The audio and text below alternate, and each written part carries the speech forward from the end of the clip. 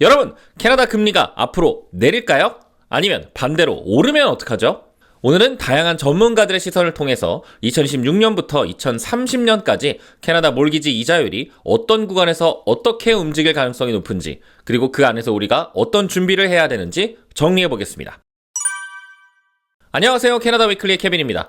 요즘 가장 많이 받는 질문이 바로 케빈님, 지금 5년 고정으로 그냥 마음 편하게 갈까요? 아니면 변동으로 갈까요? 입니다. 세상의 어떤 전문가도 금리에 대해 정확한 숫자를 맞추는 건 사실 불가능할 겁니다. 하지만 어떤 구간에서 어떤 패턴으로 이 이자율들이 움직일 가능성이 높은지는 현재 나와 있는 여러 전망들과 과거 데이터를 통해 충분히 이야기할 수 있을 것 같습니다. 자, 오늘 영상은 앞으로 다가오는 5년을 예상해 보겠습니다. 자, 먼저 2026년과 27년을 이야기해보죠. 지금 대부분의 전문가들은 같은 목소리를 내고 있는데요.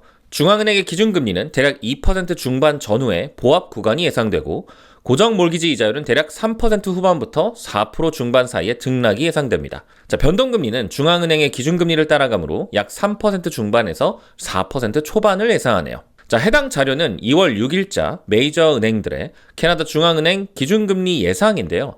대부분의 은행들은 2026년 후반기까지는 특별한 움직임은 없겠지만 스코샤뱅크와 내셔널뱅크는 이번 연말 0.5% 정도의 금리 상승을 예상합니다. 자, 하지만 여기서 많이들 착각하는 부분이 금리를 올릴 때 속도가 매우 빨랐으니까 내릴 때도 똑같이 빠르게 내려갈 거다라고 잘못된 기대를 갖고 있는 건데요.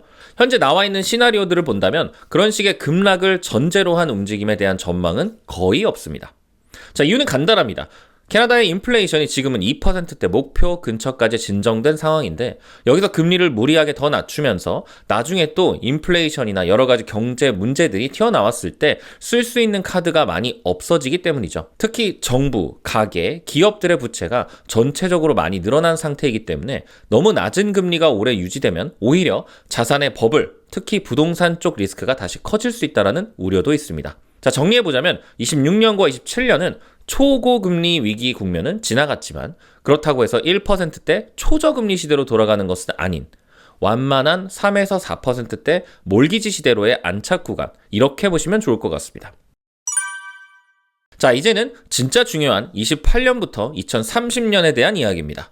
자, 앞에서 말한 26, 27년이 과도기라면 많은 전문가들은 28, 30년쯤 되면 캐나다의 새로운 정상금리 구간이 어느 정도 자리를 잡을 것이라고 말하고 있는데요. 자, 여러 가지 이유가 있겠지만 우선 캐나다는 고령화가 진행되는 동시에 비교적 공격적인 이민 정책으로 인구를 늘려가고 있고, 고령화는 기본적으로 소비와 성장률을 누르는 요인이 되지만 이민 유입은 반대로 노동력과 소비를 받쳐주는 쪽으로 작용하기 때문에 예전처럼 캐나다의 고성장, 고금리 구조보다는 완만한 성장, 그리고 중간 수준의 금리 시나리오에 무게가 실립니다. 그리고 빠르게 성장하고 있는 AI와 산업의 자동화, 디지털화는 구조적으로 비용을 낮추는 방향으로 작용합니다. 물론 이게 인플레이션을 완전히 잡아준다는 뜻은 아니지만 예전처럼 임금, 원자재가 동시에 폭발하면서 두 자릿수 물가가 나오는 환경과는 달라질 겁니다. 그리고 캐나다의 가계, 기업, 정부 모두 부채 규모 자체가 과거보다 훨씬 커졌습니다. 이 상태에서 기준금리를 5에서 6%까지 올려버리면 경제 전체가 버티기 어려울 겁니다. 자, 이 세 가지 이유들을 종합해서 나온 시나리오는 기준금리는 대략 2에서 3%대 박스권 형성, 장기 고정 몰기지는 3% 중반에서부터 4% 후반까지의 큰 폭, 그리고 기준금리를 따라가는 변동이자와 장기 고정 이자의 스프레드는 지금보다 더 벌어질 수 있다라는 전망인데요. 자, 이제 1% 정도 차이가 나는 이 new norm, 즉 새로운 정상 구간이 장기간 유지될 가능성이 높습니다. 자, 여기서 우리가 실무적으로 가져갈 수 있는 프레임은 앞으로 다가오는 5년의 평균 몰기지 이자율을 2%대로 컨트롤한다면 아주 대박이고요. 3%대로 유지한다면 매우 양호. 자, 4%대라 하더라도 그래, 이 정도면 평균이지 라고 이렇게 보는 시각이 앞으로 시장에서 오랫동안 자리 잡을 가능성이 높다라는 게 전문가들의 해석입니다.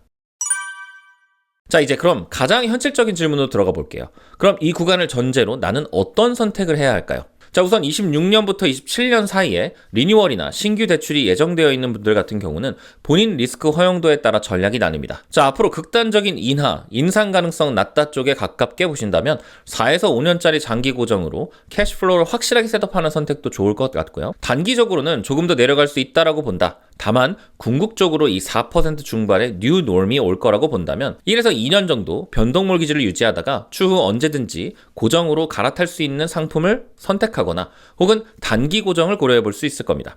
자, 여기서 많이 놓치는 포인트가 몰기지 계약의 기간 선택은 이자율 전망보다 내 삶의 패턴이 더 중요하다는 점입니다.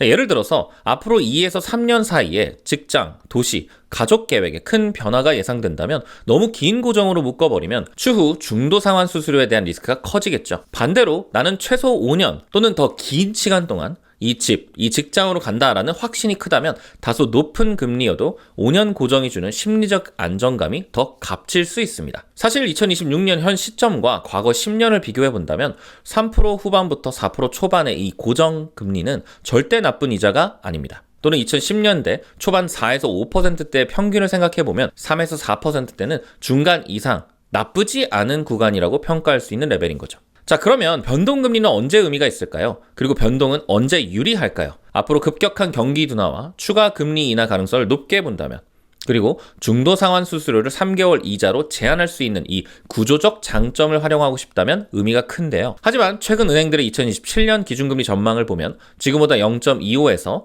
크게 0.75 정도의 점진적 상승을 보는 경우도 있습니다. 즉 여기서 더 크게 내려갈 가능성보다는 이 구간에서 어느 정도 버티다가 나중에는 다시 조금씩 올리는 그림, 이쪽에 대한 예상이 더 우세합니다. 그래서 앞으로 5년은 변동금리를 선택하면서 이자율 향방에 베팅하는 시대라기보다는 몰기지 페널티를 줄이기 위한 구조적인 선택, 이 선택으로 변동을 보는 것이 더 현실적인 거죠. 예전처럼 변동이 고정보다 항상 싸니까 무조건 변동, 또는 금리가 내릴 것 같으니까 변동을 선택하는 이 공식들은 앞으로의 금리가 박스권을 형성한다면 사실 적용되기 어려운 상황이 될 가능성이 큽니다.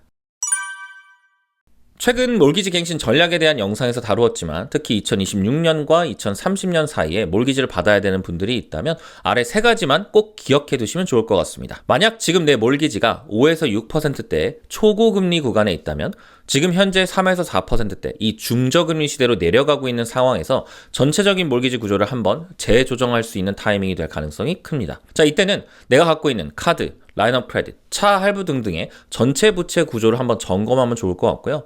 본인이 갖고 있는 가계소득에 대한 구조와 집 가치 그리고 론투밸류를 확인해서 이자율만 보는 단순한 몰기지 리뉴얼이 아니라 나의 전체적인 재무 구조를 재설계하는 방향으로 접근하는 게 좋습니다. 만약 2028년부터 30년 사이에 몰기지를 받아야 되는 분이 계시다면 이때는 이미 새로운 정상금리가 어느 정도 자리 잡은 상태일 가능성이 크기 때문에 금리에 대한 눈치 싸움보다는 나는 앞으로 향후 5년 동안 이 집, 이 도시, 이 직업에 머무를 것인가, 정확한 부동산 보유 목적과 나의 라이프 플랜을 더 크게 놓고 보는 게 중요합니다. 이렇게 내 삶의 타임라인에 맞춰서 상품을 고르는 게 앞으로 5년의 몰기지 핵심 전략이 될 겁니다.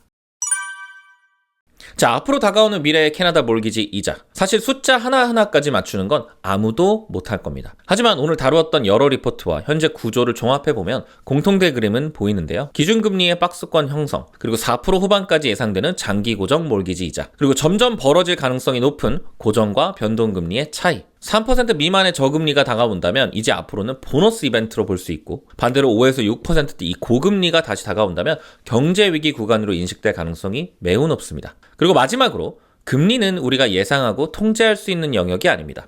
하지만 어떤 금리 구간이 와도 버틸 수 있는 내 구조, 내 현금 흐름, 그리고 나의 계획은 지금부터 충분히 준비할 수 있습니다. 자, 여러분은 3에서 4% 이 새로운 금리 구간에서 어떤 선택이 본인에게 가장 현실적인 플랜이라고 느껴지시나요? 자, 댓글에 여러분의 생각과 계획을 남겨주시면 함께 고민하고 더 구체적인 전략을 세워보면 좋을 것 같습니다.